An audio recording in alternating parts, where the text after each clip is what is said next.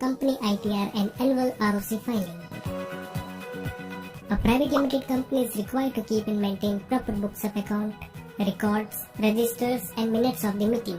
At the same time, after the end of the financial year, the company has to file company annual return to the ROC and income tax department.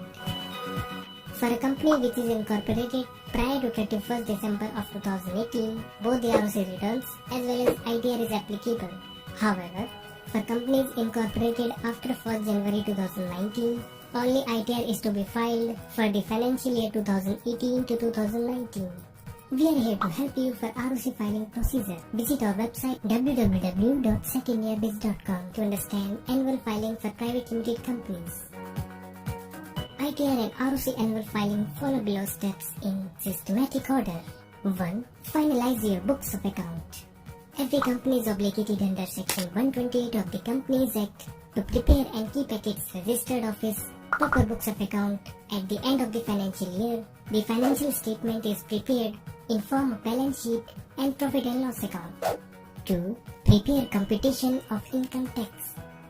After finalization of the account, a computation of income tax is prepared as per the provisions of the Income Tax Act after taking credit of TDS and advance tax already deposited.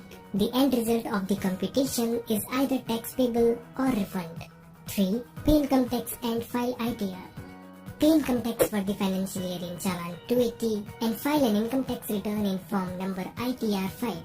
The due date of filing the company income tax return is 30th September. Thus, for the financial year 2018 to 2019, the due date is 30th September 2019. Digital signature is mandatory for ITR.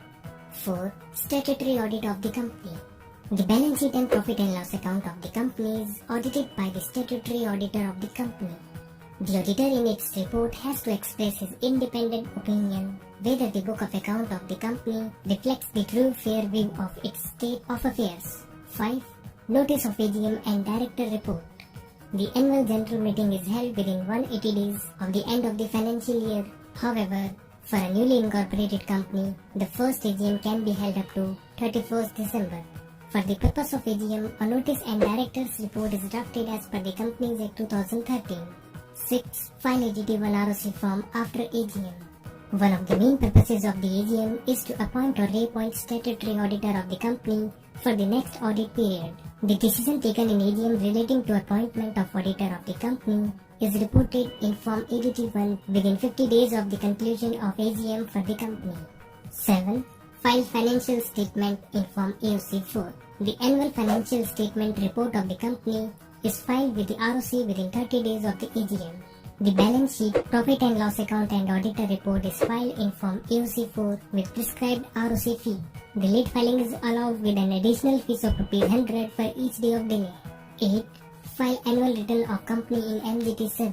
Within 60 days of the AGM, the company's annual return filed in Form MGT7. This is an annual report to the ROC about overall corporate standing of the company with details of changes of directors and shareholding details. The late filing is allowed with an additional fees of ₹100 for each day of delay.